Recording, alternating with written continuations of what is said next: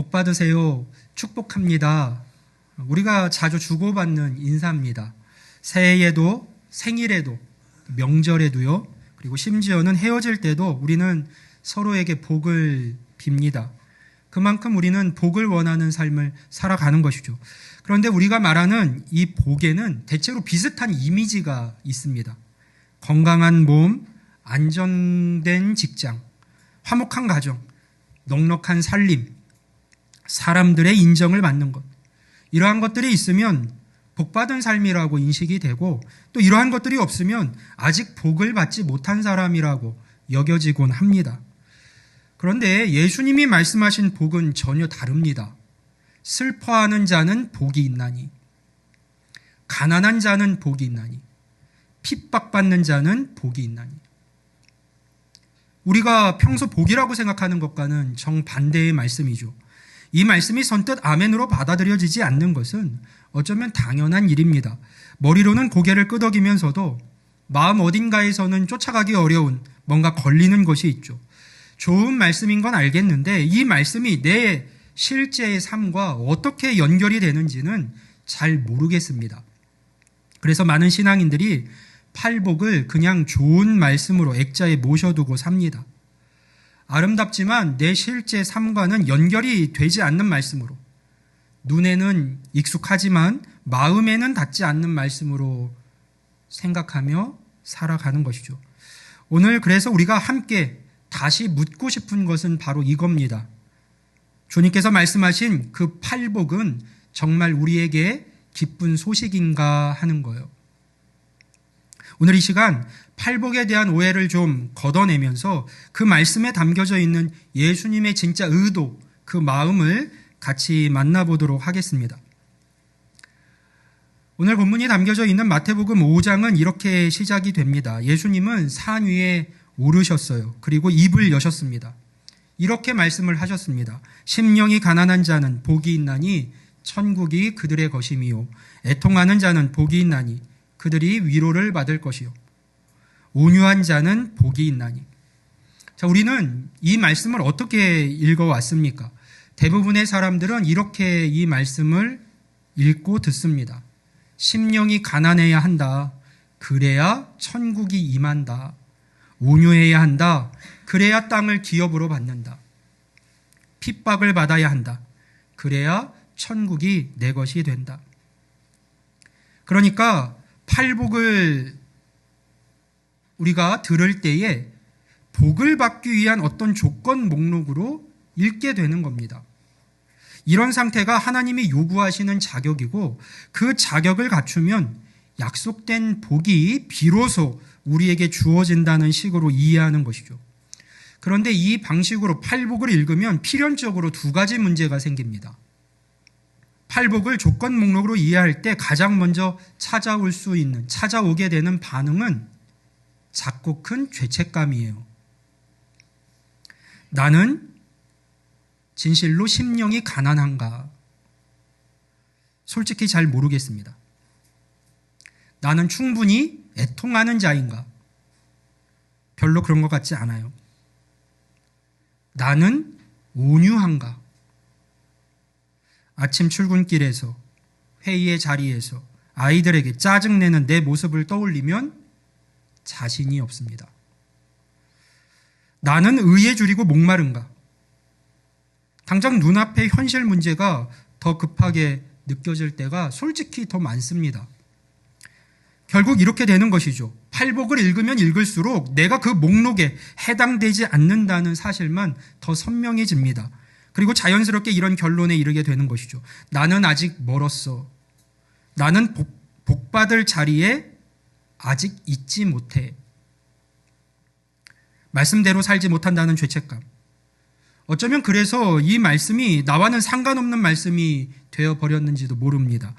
팔복이 주님께서 말씀하신 이 복들이 기쁜 소식이 아니라 그저 나 자신의 부족함을 확인하는 거울이 되어버린 것이죠. 반대 방향의 문제도 있습니다. 자신이 그 조건에 잘 부합된다고 느끼는 사람은 어떻게 될까요? 나는 확실히 심령이 가난하다. 나는 늘 애통한다. 나는 온유하다. 이렇게 생각하는 순간 그 상태가 하나님의 복을 받을 자격처럼 느껴지기 시작합니다. 그러면 자신도 모르게 그 조건들이 내 안에서 어떤 영적인 훈장이 됩니다. 그런데 그것이야말로 가장 교묘한 형태의 교만이 될 수 있어요. 심령의 가난함을 추구하는 것 자체는 좋은 일입니다. 그런데 나는 심령이 가난하다, 나는 충분히 애통한다라는 것이 하나님의 복을 받을 근거가 되는 순간 그것은 자격이 됩니다. 자격이 생기면요, 판단이 따라오게 돼 있어요. 저 사람은 심령이 가난하지 않다. 저 사람은 충분히 애통하지 않는다. 나는 저들보다 더 심령이 가난하고 더 애통하는 삶을 살아간다. 이렇게 복을 받을 사람과 받지 못할 사람을 내가 나누기 시작합니다. 예수님이 열어두신 그 천국의 문을 내가 다시 닫기 시작하는 것이죠. 죄책감이든 교만이든 이 두 가지 반응은요, 모두 다 팔복을 조건의 어떤 조건 목록으로 읽은 결과입니다. 그리고 여기에는 더 근본적인 문제가 있어요. 만약 팔복이 복을 얻기 위한 조건이라면 그것은 기쁜 소식이 될 수가 없습니다. 우리에게는 또 하나의 요구이고 또 하나의 율법입니다. 이름만 바뀐 새로운 율법주의가 되어버립니다. 생각해 보세요. 예수님은 당시 율법의 무게에 짓눌린 사람들에게 오셨습니다. 수백 가지의 율법 조항을 지키지 못해서 하나님 앞에 설 자리가 없다고 여겼던 사람들에게 오셨습니다. 그런데 만약 예수님이 팔복을 전하시면서 이제부터는 이 8가지 조건을 갖추어야 한다, 그래야 복을 받을 수 있다라고 말씀하신 것이라면 사실상 달라진 것이 아무것도 없습니다. 짐의 이름이 바뀐 것뿐이지, 짊어져야 할 그 짐의 이름이 바뀐 것뿐이지 율법의 짐이 없어진 것은 아닌 게 되겠죠. 그런데 예수님의 말씀은 그것을 들은 모든 사람에게 분명히 기쁜 소식이었습니다. 말씀을 들은 무리가 놀란 것은 이제까지 들어본 적이 없는 전혀 새로운 다른 종류의 말씀이었기 때문입니다. 그렇다면 예수님이 말씀하신 그 팔복은 정말 무엇을 말하고 있는 걸까요? 팔복을 바르게 이해하는 열쇠는 의외로 단순한 곳에 있습니다. 그 자리에 예수님이 계셨다는 사실이에요. 이것이 왜 중요한지 우리 마태복음을 잠시 거슬러 올라가 보겠습니다. 예수님이 산에 오르셔서 이 8가지 복, 팔복을 말씀하시기 직전에 마태복음 4장 끝부분에 이런 장면이 나옵니다. 24절과 25절, 오늘 본문 바로 앞에 있는 마태복음 4장 24절과 25절 말씀인데 우리 같이 한번 읽어볼까요? 시작.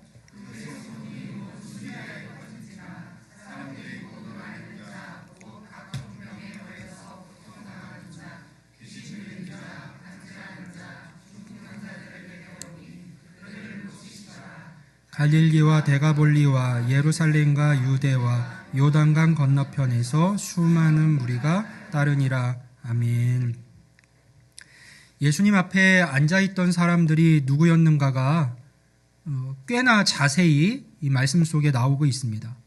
병자들, 귀신 들린 자들, 사회의 가장자리로 밀려난 사람들, 스스로가 아무런 자격도 없다고 여겼던 사람들이었습니다. 예수님은 그들을 이미 만지셨습니다. 이미 고치셨어요. 이미 그들 곁에 오셔서 그리고 자신에게 나오는 자들을 다 품으셨습니다. 그리고 바로 그 무리를 앞에 두시고서는 산에 오르셔서 팔복을 선포하신 거예요. 여러분, 이 순서가 중요합니다. 팔복은 병자들이 고침을 받기 위해서 갖추어야만 할 어떤 조건이 아니었습니다. 너희들의 상태가 이러한 상태가 되면 나에게 고침을 받을 수 있다라고 말씀하신 게 아니에요.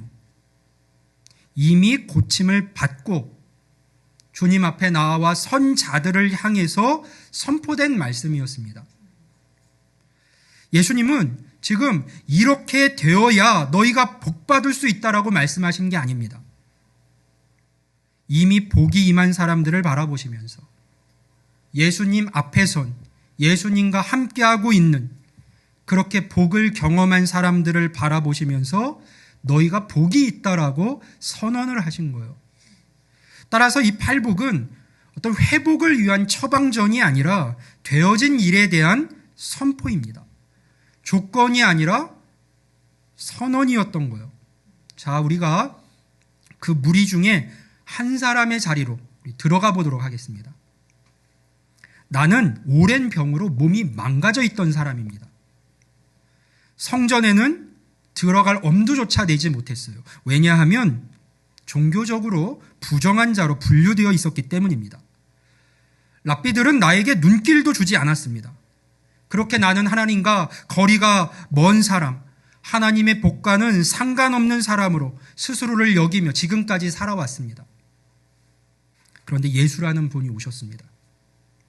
나에게 먼저 손을 내밀어 주셨어요. 그분은 아무런 조건도 묻지를 않으셨습니다. 아무 자격도 따지지를 않으셨어요.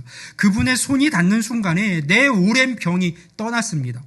그 상태로 나는 그 주님을 쫓으며 산 아래에 앉아서 주님의 말씀을 듣고 있습니다. 그때 예수님이 입을 열어 말씀하신 거예요. 심령이 가난한 자는 복이 있나니 천국이 그들의 것입니다. 이 말씀의 뜻은 이것입니다. 영적으로 아무것도 바랄 수 없는 자, 하나님 앞에 내세울 것이 전혀 없는 자에게 하나님 나라가 지금 임했다라는 겁니다. 그러니까 그것은 요구가 아니라 선물인 거예요. 조건이 아니라 은혜입니다. 복이 있는 것은 내가 가난하기 때문이 아닙니다. 단순히 병들고 소외되고 배제되었기 때문이 아닙니다. 그 가난한 자리 속으로 지금 하나님 나라가 찾아왔기 때문이에요. 가난함이 복을 만든 게 아닙니다. 그 자리에 오신 예수님이 복을 가져오신 것이에요. 그래서 그들이 복이 있는 자가 된 거예요. 예수님은요, 언제나 먼저 일하시고 먼저 보여주시고 그 다음에 말씀하시는 분입니다. 이 팔복도 마찬가지예요. 주님은 먼저 병자들을 고치셨고 귀신 들린 자들을 해방시키시고 소외된 자들을 당신 곁으로 불러 모으셨습니다. 그렇게 하나님 나라가 임하는 현장을 먼저 만드신 후에 그 현장을 가리키며 말씀하셨던 것이죠. 보라, 이것이 하나님 나라 천국이다. 나와 함께 이 자리에 들어와 있는 너희들이 복 있는 자들이다. 그렇게 선언을 해 주신 겁니다. 그래서 팔복은 강의실 칠판에 적혀 있는 어떤 교훈이 아닙니다. 이미 임한 하나님 나라의 현장 보고서예요. 예수님이 먼저 찾아가신 자리, 예수님이 먼저 손을 내미신 자리, 그 자리가 바로 복 있는 자리입니다. 그렇다면 예수님은 어떤 자리를 찾아가신 걸까요?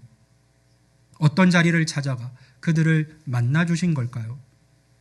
예수님은 언제나 사람들이 저 사람에게는 하나님이 안 계신다, 저런 사람이 복된 사람일 수가 없어라고 생각하는 바로 그 자리를 찾아가셨습니다. 세리의 집, 창기의 곁, 나병 환자의 길목, 귀신 들린 자의 무덤 앞, 당시 종교 지도자들이 저들은 하나님의 복과 상관없는 사람들이라고 선을 그어놓은 바로 그 자리에 예수님은 찾아가셨고 늘 서 계셨습니다. 그리고 그 자리에서 선포하신 거예요. 복이 있다. 마태복음이 팔복의 의미를 우리에게 보여준다면 같은 말씀을 담고 있는 누가복음은요, 그 범위를 우리에게 보여줍니다. 누가복음의 표현은 훨씬 더 직접적입니다. 우리 누가복음 6장 20절과 21절 말씀을 같이 한번 봅니다. 예수께서 눈을 들어 제자들을 보시고 이르시되 너희 가난한 자는 복이 있나니 하나님 나라가 너희 것이며 지금 줄인 자는 복이 있나니 너희가 배부름을 얻을 것이며 지금 우는 자는 복이 있나니 너희가 웃을 것이며. 아멘. 자, 가난한 자는 복이 있나니, 지금 줄인 자는 복이 있나니, 지금 우는 자는 복이 있나니. 마태복음이요, 심령이 가난한 자라고 말할 때 누가복음은 그냥 가난한 자라고 말합니다. 여기 어떤 수식어가 없어요. 포장도 없습니다. 말 그대로, 표현 그대로 지금 굶주린 사람, 지금 울고 있는 사람, 지금 밀려나 있는 사람, 바로 그들에게 천국이 임했다라는 선포입니다. 그런데 누가복음에는요, 팔복 뒤에 이것만 있는 것이 아니라 화 있는 자의 목록도 바로 이어서 따라 나옵니다. 여기서 팔복의 의미가 그 말들로 인해서 더욱 선명해지는데요. 누가복음 6장 24절과 25절 말씀을 봅니다. 그러나 화 있을진저 너희 부요한 자여 너희는 너희의 위로를 이미 받았도다. 화 있을진저 너희 지금 배부른 자여 너희는 주리리로다. 화 있을진저 너희 지금 웃는 자여 너희가 애통하며 울리로다. 아멘. 화 있을진저 너희 부요한 자여, 화 있을진저 너희 지금 배부른 자여, 화 있을진저 너희 지금 웃는 자여. 부요한 자는 가난하지 않은 자입니다. 배부른 자는요, 줄이지 않는 자입니다. 웃는 자는 울지 않는 자이죠. 복 있는 자와 화 있는 자는 정확히 대칭을 이룹니다. 그렇다면 이 말씀이 무엇을 뜻하고 있는 걸까요? 부자는 나쁜 사람이고 가난한 사람은 착한 사람이라는 뜻일까요? 아닙니다. 핵심은 다른 곳에 있죠. 예수님이 경고하시는 것은 풍요로운 삶 자체가 아닙니다. 스스로 충족되어서 더 이상 아무것도 필요하지 않다고 느끼는 그 다친 마음이에요. 그 다친 자리에는 예수님이 들어오실 틈이 없습니다. 이것은 확정적 심판은 아닙니다. 지금 어느 자리에 서 있는지를 돌아보게 하는 엄중한 경고이자 동시에 비어있는 자리를 향한 따뜻한 초대의 말씀이에요. 오늘 우리 곁을 한번 보세요. 평생 일군 것이 하루아침에 사라져서 가족 앞에 설 낯이 없는 사람, 오랫동안 하나님을 떠나 있다가 이제는 돌아갈 자리도 없다고 느끼는 사람, 스스로 너무 많이 망가졌다고 생각해서 이제 하나님의 복은 나 자신과 상관없다고 포기한 사람, 그 자리들의 공통점이 있습니다. 자신의 힘으로는 채울 수 없는 자리예요. 스스로는 충족될 수 없는 자리입니다. 그 자리에 예수님이 찾아오시는 것이죠. 예수님이 그 자리를 찾아오시는 것은 그들이 무언가를 갖추었기 때문이 아닙니다. 그것이 예수님의 방식이기 때문입니다. 은혜는 그렇게 언제나 먼저 시작이 됩니다. 바울은요, 고린도 교인들에게 이렇게 말을 했습니다. 과거에 음란하던 자, 우상을 숭배하던 자, 술 취하던 자, 탐욕스럽던 자, 그러한 목록들을 쭉 열거한 후에 이런 말을 덧붙입니다. 고린도전서 6장 11절 말씀인데 우리 같이 한번 읽어봅니다. 고린도전서 6장 11절입니다. 시작.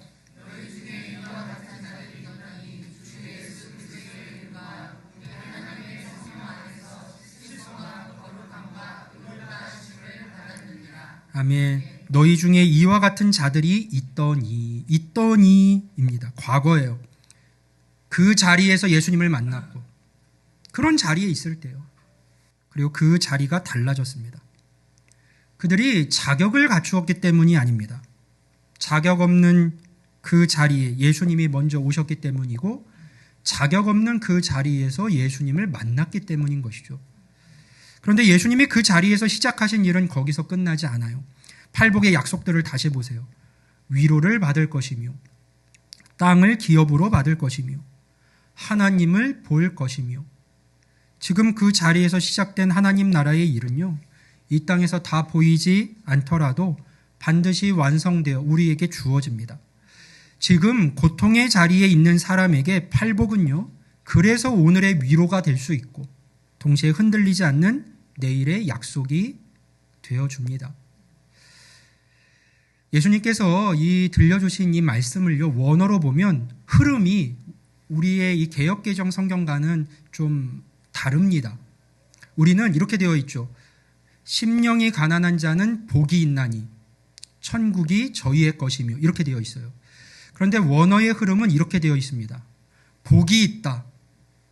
심령이 가난한 자는, 왜냐하면 천국이 그들의 것이기 때문이다. 이렇게 되어 있어요. 지금 예수님이 이 말씀을 선포하고 계신 자들이 누구예요? 병들고 귀신 들리고 사회에서 밀려나 있었지만 예수님을 만나서 하나님 나라에 들어온 자들입니다.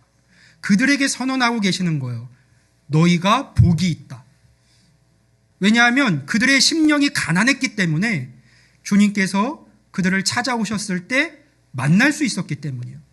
그러니까 예수님을 만나게 된 그들이 복이 있는 겁니다.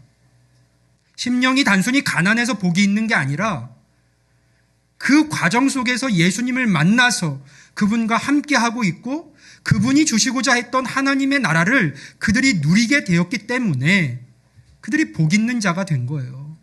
그래서 복이 있다. 심령이 가난한 자는, 그렇게 예수님을 만날 수 있는 자들은 복이 있다는 거예요. 그리고 하나님의 나라가 임하고 예수님을 만나게 되면 그 결과가 어떻게 되는 겁니까? 천국이 그들의 것이 되는 거예요. 예수님을 만난 결과로 복이 있다. 애통하는 자는 복이 있어요. 그 애통한 가운데 예수님을 만난 자들이기 때문에. 그런 자들은 어떻게 됩니까? 예수님을 만났기 때문에 그 하나님 나라를 경험하면서 위로를 받게 돼요. 흐름이 그렇습니다. 그래서 이 자리에 있는 우리 모두에게 주님의 이 말씀은, 복이 있다라고 선언하시는 그 말씀은 우리가 어떤 자리에 있든지 간에 그 자리가 주님을 만날 수 있는 자리기에 복이 있다라는 그 선언 앞에 서는 자리가 되는 것이고 우리의 위로가 되는 것이고 또 그 주신 약속의 말씀이 결국 우리 삶 가운데 결과로 주어질 것이기 때문에 예수님을 만나고 하나님 나라를 누리는 그 삶에 결국 주어질 것이기 때문에 흔들리지 않는 내일의 약속이 되기도 하는 것이죠. 우리 팔복을 우리 그런 이해를 가지고 한번 다시 읽어보겠습니다. 이번에는 조건 목록으로 읽지 말아보세요. 주님 앞에 나와 주님을 만나고 복 있는 자들을 향해 선포하신 주님의 말씀으로 한번 읽어보세요. 욕으로 듣지 마시고 되어진 선언으로 한번 들어보세요.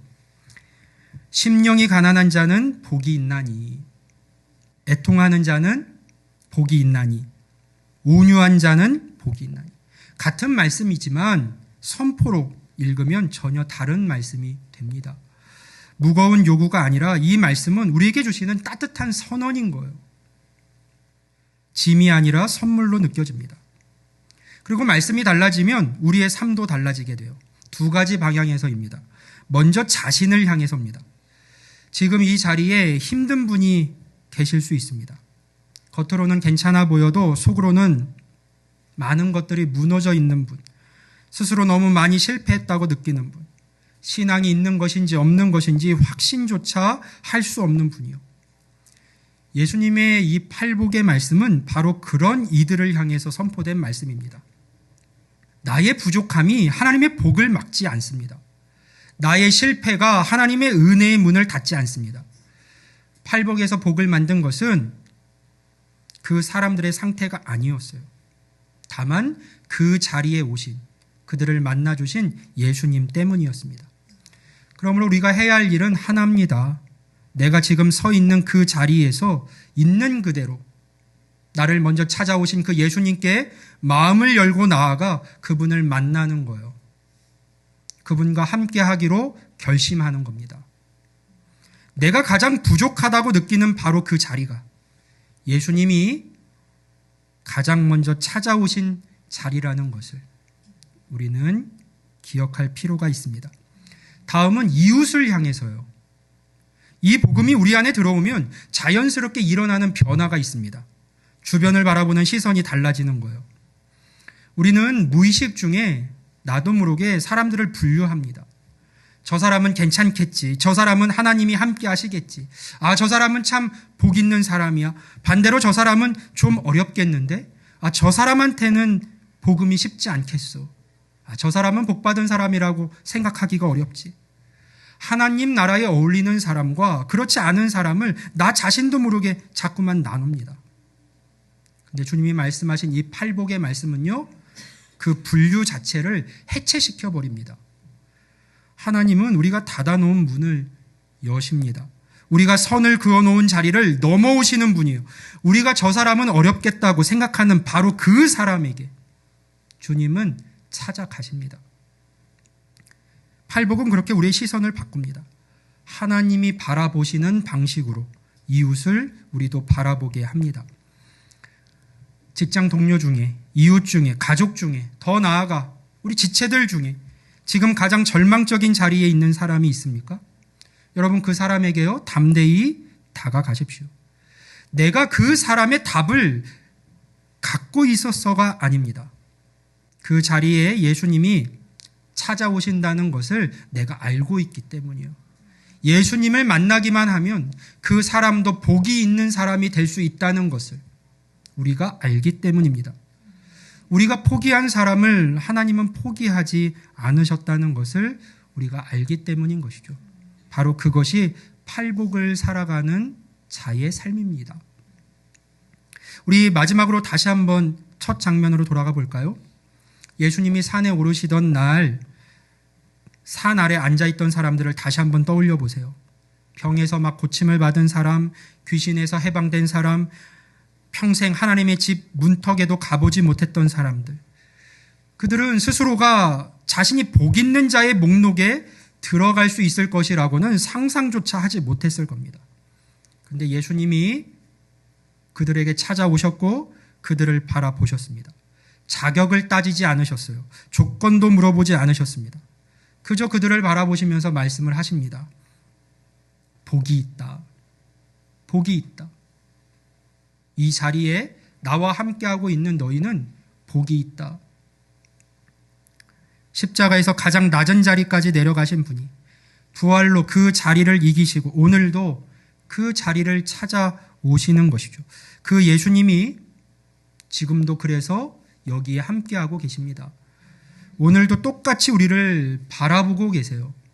그들을 바라보셨듯이 오늘 이 자리에서도 우리를 똑같이 바라보며 어디에 있든 어떤 상황 가운데 있든 우리를 향해 말씀하고 계십니다.